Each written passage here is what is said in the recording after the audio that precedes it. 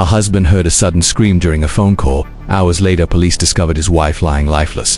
When Lee Anthony returned home, a restless dog and strange smell hinted something terrible had happened inside. In the basement, Amanda Anthony was found in a pool of blood, leaving investigators confused for years. Every clue suggested a violent attack, yet the evidence revealed a shocking truth no one expected. A mysterious fall, a broken piggy bank, and one tragic moment created one of Calgary's strangest cases.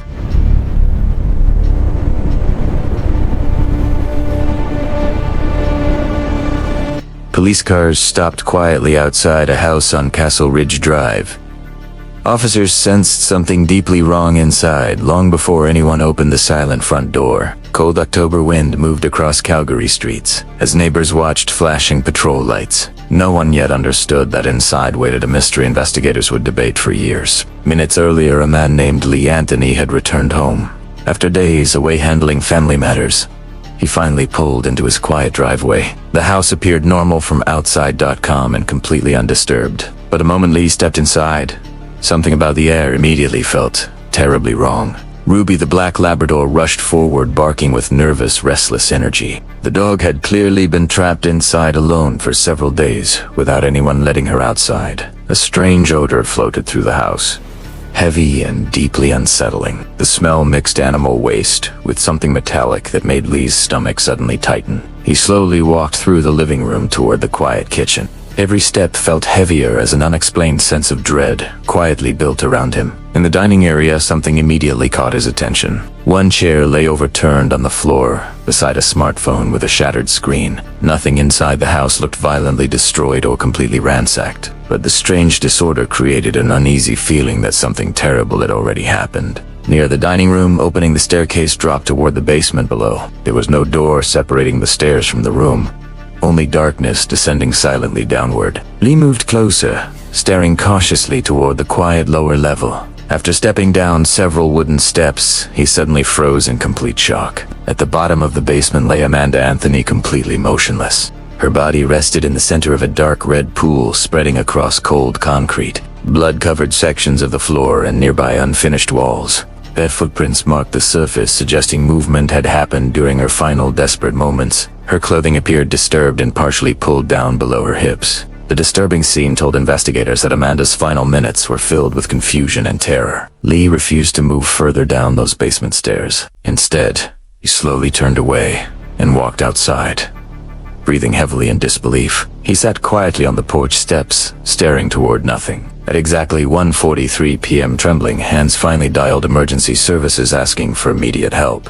Police officer Trent Peterson arrived shortly after the urgent call. He found Lee sitting outside while the Labrador Ruby barked loudly from the backyard. The officer entered carefully and slowly walked through the silent home. Moments later, he descended into the basement and confirmed the presence of a body. Soon, investigators and forensic specialists began arriving at the residence. Among them was bloodstain analyst Jody Arness, who examined the disturbing basement scene. Later, she described the evidence as unusually complicated and deeply puzzling. Blood patterns covered multiple directions, suggesting movement rather than repeated weapon strikes during the incident. Amanda's body rested several feet away from the staircase landing. Her muscles showed full rigor mortis, indicating death had likely occurred at least one day earlier. The main injury appeared above her eye, near the forehead. A deep wound contained tiny ceramic fragments, which immediately caught investigators' attention. Nearby sat a small, broken ceramic piggy bank on a shelf.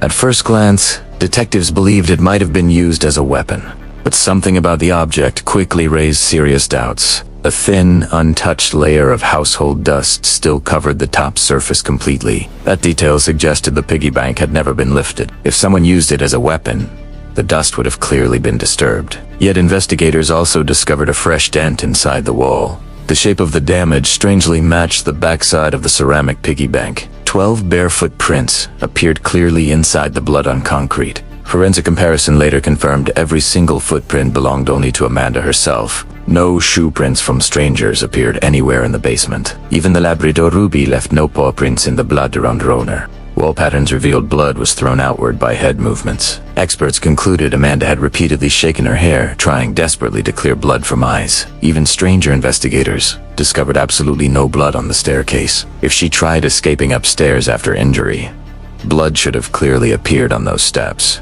This detail raised a disturbing and confusing question. Why would an injured person remain downstairs instead of desperately climbing stairs seeking immediate help? To understand Amanda's final moments, investigators first studied her life. Her story actually began decades earlier, long before that tragic October evening. Amanda Anthony was born on June 5, 1984. Only 2 months later, she entered foster care with a family living near Calgary. 14 months later, the couple officially adopted the young child. Amanda grew up alongside 2 older brothers who treated her like their youngest sister. Family members remembered her personality as energetic, warm, and humorous. She loved animals deeply and always filled rooms with laughter and playful conversation. In her early 20s, she moved to Calgary seeking independence. There she met Lee Anthony, the man she would eventually marry several years later.